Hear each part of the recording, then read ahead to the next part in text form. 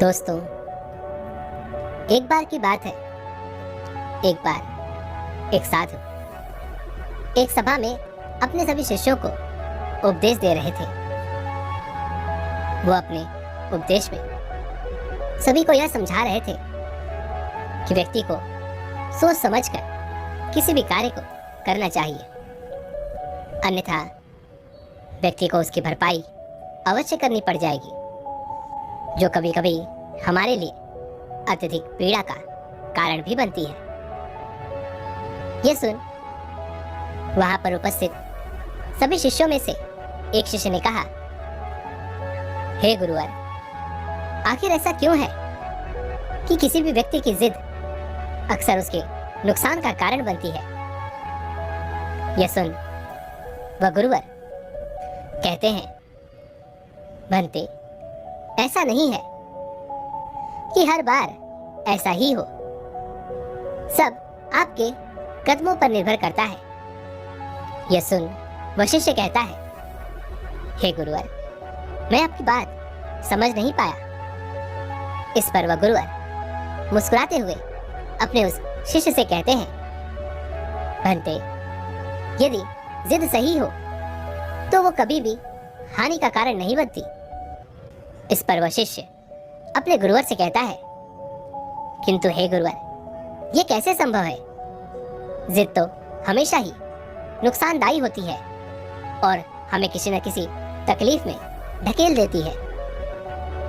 तभी वह गुरुवर अपने उस शिष्य को समझाते हुए कहते हैं, यदि आपके भीतर कुछ पाने की इच्छा हो, कुछ बनने की चाहत हो और उस लक्ष्य तक सही मार्ग द्वारा पहुंचने का आपकी जिद हो, तो आपके भीतर की ये जिद सही है, क्योंकि आप कुछ अच्छा करना चाहते हो और आप अपने लक्ष्य के प्रति पूरी तरह से समर्पित हो। ऐसी जिद आपके जीवन के लिए अच्छी है और यह आपको आपके लक्ष्य तक पहुंचाने में आपकी मदद भी करती है। और इसी जिद के कारण आप आत्मनिर्भर बन जाते हो और आत्मनिर्भर होना अच्छी बात है। किंतु यदि आप गलत मार्ग पर हैं और आप किसी गलत वस्तु के लिए जिद कर रहे हैं, उसे पाना चाहते हैं, तो ऐसी जिद आपके लिए हमेशा नुकसानदायी ही साबित होगी, क्योंकि आप बिना सोचे समझे उस जिद पर अड़े हुए हैं और उस चीज को पाना चाहते हैं। इस पर वह शिष्य उन गुरुवर से कहता है, हे गुरुवर, मुझे आपकी ये बात समझ नहीं आई। कृपया करके आप मुझे इसे साफ और स्पष्ट तौर पर समझाने की कृपा करें। तभी वह गुरुवर अपने उस शिष्य से कहते हैं, भंते, मैं तुम्हें एक कहानी सुनाता हूँ। इस कहानी को ध्यान से सुनना और इसे समझने का प्रयास करना। तुम्हें तुम्हारे प्रश्नों का उत्तर इसी कहानी में अवश्य मिलेगा। आगे वह गुरुवर कहानी सुनाते हुए कहते हैं, बहुत समय पहले की बात है। एक छोटा सा गांव था। उस गांव में एक व्यक्ति रहता था जो बहुत गरीब था। उसका एक छोटा बेटा और उसकी पत्नी भी उसके साथ ही रहती थी। काफी समय से वह व्यक्ति जगह जगह पर काम ढूंढ रहा था, लेकिन उसे कोई भी काम नहीं दे रहा था और वह बहुत निराश रहता था। जैसे तैसे उसने कहीं पर एक छोटा सा काम ढूंढ लिया। उसे मजदूरी करने का छोटा सा काम मिला था। वह हर रोज मजदूरी करता और प्रत्येक दिन के खाने के लिए पैसे जुटा लिया करता था। ऐसे ही वह अपने जीवन को व्यतीत कर रहा था, लेकिन वह अपने इस कार्य से खुश नहीं था। वह मन ही मन यह सोच रहा था कि जैसे तैसे करके वह थोड़े पैसे इकट्ठा कर ले और उसके बाद वह खुद का कोई नया कारोबार शुरू करे, जिससे उसके घर की आर्थिक स्थिति सुधर सके। लेकिन अब तक तो उसके साथ ऐसा कुछ भी नहीं हुआ था। उसके पास इतना धन नहीं था कि वो अपने लिए एक नया व्यापार शुरू कर सके। उस व्यक्ति के पास एक ढोलक था। जब भी गांव में कहीं शादी विवाह या कोई ऐसा समारोह होता, तो वहां जाकर वह ढोलक बजाया करता, जिससे उसे अच्छी आमदनी हो जाया करती थी। लेकिन यह व्यापार भी हमेशा नहीं चलता था। एक बार उस व्यक्ति के गांव के बाहर एक बहुत ही बड़ा महोत्सव रखा गया था, जिसमें तरह तरह के लोग आए हुए थे। तरह तरह की कलाओं का प्रदर्शन किया जा रहा था। और जब यह बात उस व्यक्ति को पता चली तो उसने भी मन ही मन यह सोचा कि क्यों न मैं भी उस महोत्सव में जाऊं और अपनी कला का प्रदर्शन करूं, जिससे हो सकता है कि मैं उस महोत्सव में एक अच्छी रकम इकट्ठा कर पाऊं और अपने लिए एक नया व्यापार शुरू कर पाऊं। यह सोचकर वह व्यक्ति खूब जोरों जोरों से तैयारियां शुरू करता है। वो लगभग 2 दिनों तक खूब तैयारी करता है और उसके बाद वह उत्सव में जाने के लिए तैयार हो जाता है। वह गांव के अन्य लोगों के साथ वहां जाने की तैयारी कर ही रहा था कि तभी उसका बेटा भी उस उत्सव में जाने की जिद करता है। और अपने बेटे की इस जिद के सामने वो व्यक्ति हार जाता है और उसे भी उस उत्सव में ले जाता है। उस उत्सव में जाकर वो ये देखता है कि सभी लोग यहाँ पर अपनी कला का भरपूर प्रदर्शन कर रहे हैं। सभी लोग अलग अलग तरह की कला को प्रस्तुत कर रहे थे। उस व्यक्ति ने भी ढोलक बजाना शुरू किया। वो उस कला में बहुत अच्छा था। उसने बहुत ही अच्छे से ढोलक बजाई। उस समय हर किसी ने उसकी ढोलक का आनंद उठाया, जिससे उसकी खूब कमाई भी हुई। जो जैसा कहता वो वैसा ही ढोलक बजाना शुरू कर देता। तरह तरह के लोगों की विनती पर उसने तरह तरह की धुन बजाई। इसके अलावा वो चित्रकला में भी अत्यधिक निपुण था। उसने कई तरह की चित्रकलाएं भी बनाई थी, जिसे देखकर लोग काफी प्रभावित भी हुए थे। वह उन लोगों को अपनी चित्रकला बेचकर अच्छा खासा पैसा भी कमा रहा था।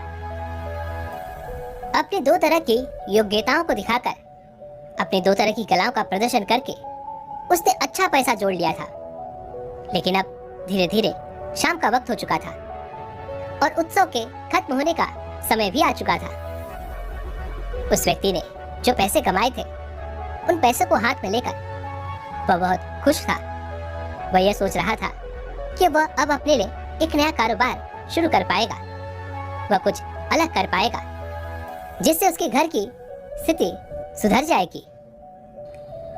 लेकिन जाते समय उसके बेटे ने एक छोटे से ढोलक के लिए जिद करनी शुरू कर दी। उसके पिता ने उसे वह छोटा सा ढोलक खरीद कर दिया और वह काफी खुशी खुशी उस ढोलक को बजाता हुआ रास्ते में आगे बढ़ता चला गया। अपने बेटे को इस तरह से खुश देखकर उसका पिता भी अत्यधिक खुश था।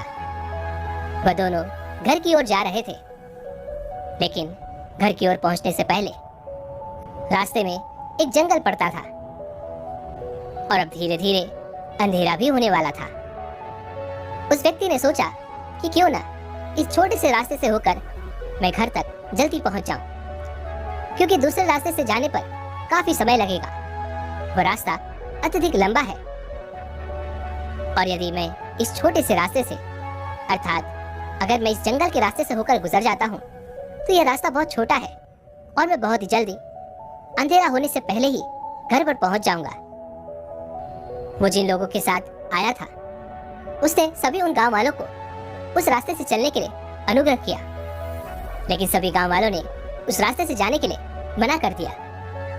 सभी ने उससे केवल एक ही बात कही, यह जंगल बहुत भयानक है, हमें इस रास्ते से होकर नहीं जाना चाहिए, उन्हें दूसरे रास्ते से ही जाना चाहिए। वो भले ही थोड़ा बड़ा है, थोड़ा लंबा है, थोड़ा समय ज्यादा लगेगा, लेकिन हम सही सलामत अपने घर तक पहुंच जाएंगे। गांव का कोई भी व्यक्ति उस जंगल के रास्ते से होकर जाने के लिए तैयार नहीं था और सभी ने उसे बहुत समझाने का प्रयास भी किया, लेकिन वह व्यक्ति नहीं माना। उसने तय कर लिया था कि वह तो इस जंगल के रास्ते से ही होकर जाएगा। वह अपने पुत्र के साथ उस रास्ते से आगे की ओर बढ़ने लगता है। सब पीछे से उसे यही कह रहे थे कि इस रास्ते से मत जाओ, यह रास्ता बहुत खतरनाक है, यह रास्ता उचित नहीं है।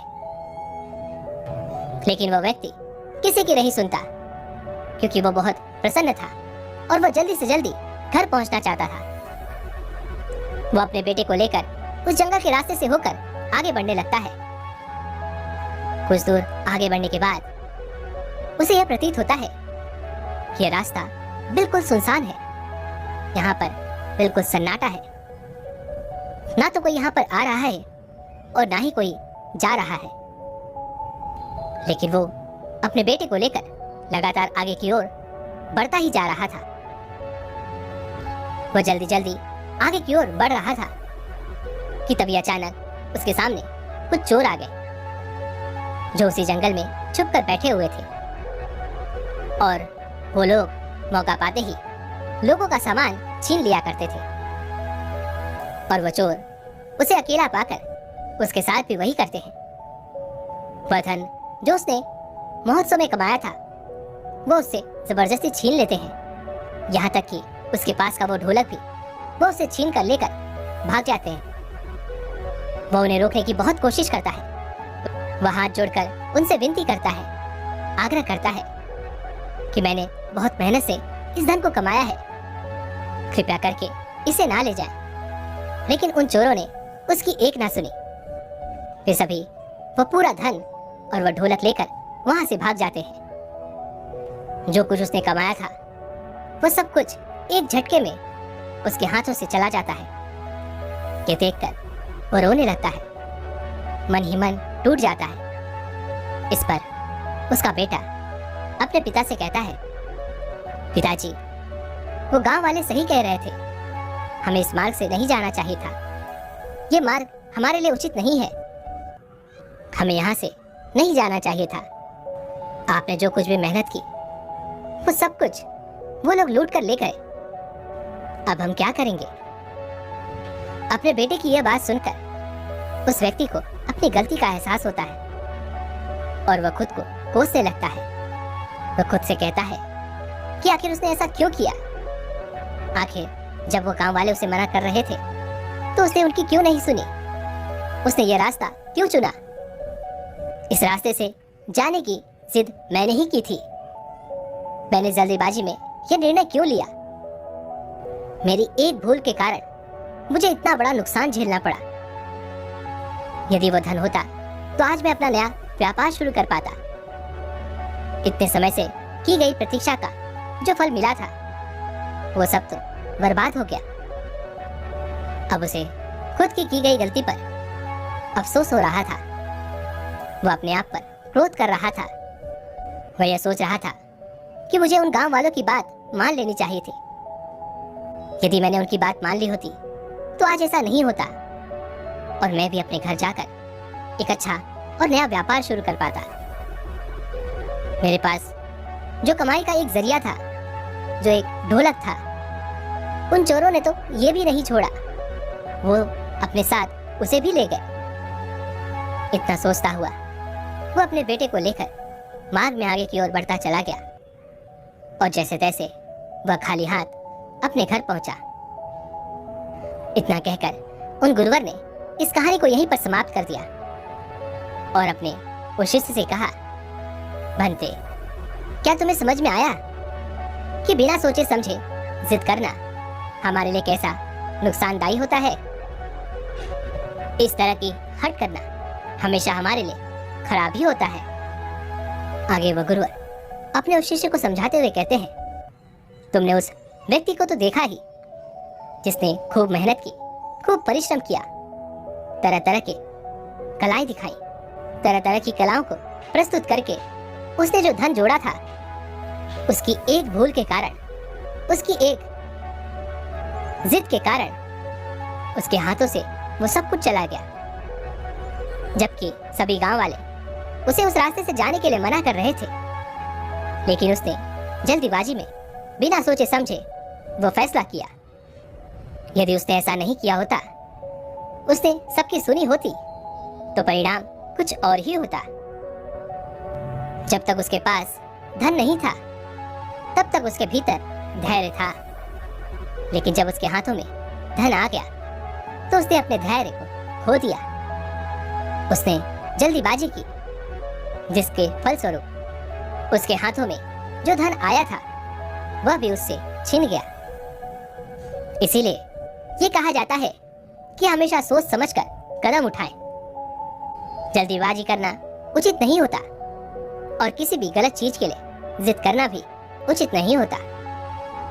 यह बात सुनकर शिष्य को अपने उस सवाल का जवाब मिल चुका था और सभी लोगों को उन गुरुवर की बातें भी अच्छी तरह से समझ में आ चुकी थी।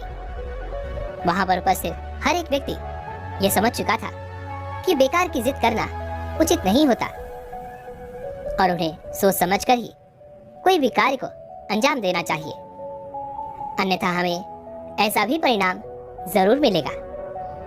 दोस्तों, इस कहानी से हमें यह सीखने को मिलता है कि हमें किसी भी कार्य को सोच समझ कर करना चाहिए। यदि हम जल्दीबाजी में कोई फैसला करते हैं तो हो सकता है कि कई वर्षों की प्रतीक्षा के बाद जो फल आज हमने प्राप्त किया है वह खराब हो जाए, वह हमसे छिन जाए। इसलिए धैर्य के साथ आगे बढ़ना चाहिए, जिससे हमारा जीवन सरल हो जाएगा, सफल हो जाएगा। बहुत समय पहले की बात है, एक छोटे से गांव में एक साधु रहा करते थे जो बहुत ही ज्ञानी थे और उनकी ख्याति दूर दूर तक फैली हुई थी। वह हर रोज गांव वालों को अपना उपदेश दिया करते थे। एक दिन सुबह सुबह एक व्यक्ति उनके पास आया और दोनों हाथ जोड़कर उनसे कहने लगा, हे गुरुवर, मेरी एक बहुत बड़ी समस्या है और इस समस्या से मैं छुटकारा पाना चाहता हूँ। कृपया करके मेरा मार्गदर्शन करें। इस पर वह साधु उस व्यक्ति से कहते हैं, बोलो, तुम किस समस्या से ग्रस्त हो और तुम किस समस्या से छुटकारा पाना चाहते हो। इस पर वह व्यक्ति उन साधु से कहता है, हे गुरुवर, मुझे शराब की बहुत बुरी लत लग चुकी है और मैं इस लत को छुड़ाना चाहता हूँ, इस लत से स्वतंत्र होना चाहता हूँ। लेकिन मैंने कई तरह के उपाय भी किए हैं, मैंने हर तरीके अपना लिए, पर मैं इस लत से छुटकारा नहीं पा सका। इस आदत की वजह से मेरा पूरा घर बर्बाद हो चुका है, मेरा पूरा जीवन तहस नहस हो चुका है। इस आदत को बदलने के लिए लोगों ने मुझे कई तरह की राय दी, कई तरह के मशवरे दिए। मैंने उन सभी को अपने जीवन में उतारा है, लेकिन उनका कोई फायदा नहीं हुआ। किसी ने कहा कि पूजा पाठ करो, तो किसी ने कहा दान दक्षिणा करो, तुम्हारी आदत छूट जाएगी। मैंने सभी तरीके अपनाए, मैंने ये सब भी किया, लेकिन किसी का भी मुझ पर कोई असर नहीं हुआ। लेकिन एक दिन मैं अपने मित्र से इस बारे में बात कर रहा था, तभी उसने मुझे आपके बारे में बताया और वह कहने लगा कि आप ही हैं जो मेरी इस समस्या का समाधान कर सकते हैं। उसने कहा था कि यदि मैं रोज आपका प्रवचन सुनूं, रोज आपके उपदेश सुनूं, तो मेरी यह समस्या सुलझ सकती है, मैं अपनी इस समस्या से निजात पा सकता हूँ। जिस वजह से मैं हर रोज आपके उपदेश सुनने के लिए सुबह सुबह यहाँ आ जाता हूँ। लेकिन अब तक आपके उपदेशों का भी मुझ पर कोई खास असर नहीं पड़ा है। अब मुझे समझ नहीं आ रहा है कि मैं क्या करूं। अब आप ही मेरा मार्गदर्शन कर सकते हैं, कृपया करके मुझे सही राह बताएं। उन संत ने उस व्यक्ति की सारी बातें ध्यानपूर्वक सुनी और उसके बाद उस युवक से कहते हैं, तुम मेरे साथ चलो। इस पर वह युवक कहता है, किंतु हे गुरुवर, आप मुझे कहाँ ले जा रहे हैं। इस पर वह गुरुवर उस व्यक्ति से कहते हैं, तुम चुपचाप बस मेरे साथ चलो। इतना कहकर वह गुरुवर आगे की ओर चलने लगे और वह व्यक्ति उनके पीछे पीछे आगे बढ़ता रहा। वह गुरुवर उस व्यक्ति को अपने आश्रम के एक कमरे में ले गए। उस कमरे में एक दीवार थी जिस पर उनकी परछाई दिख रही थी। तभी उन गुरुवर ने उस व्यक्ति के हाथों में कुछ चावल के दाने थमा दिए और कहा, इस चावल के दाने को अपनी परछाई को खिला सकते हो। इस पर वह व्यक्ति जोर से हंस पड़ा और उन गुरुवर से कहता है, हे गुरुवर, कहीं आप पागल तो नहीं हो गए हैं?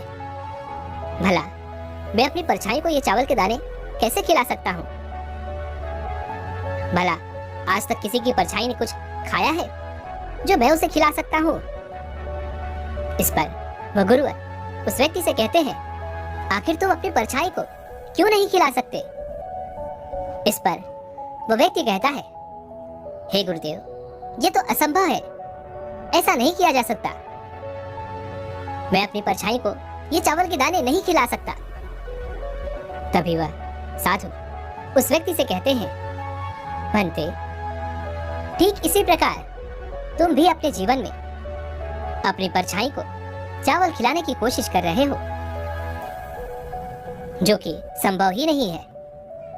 वह व्यक्ति उन साधु की यह बात सुनकर कुछ समझ नहीं पाता। वह उन साधु से कहता है, हे गुरुवर, मुझे आपकी बात समझ नहीं आई।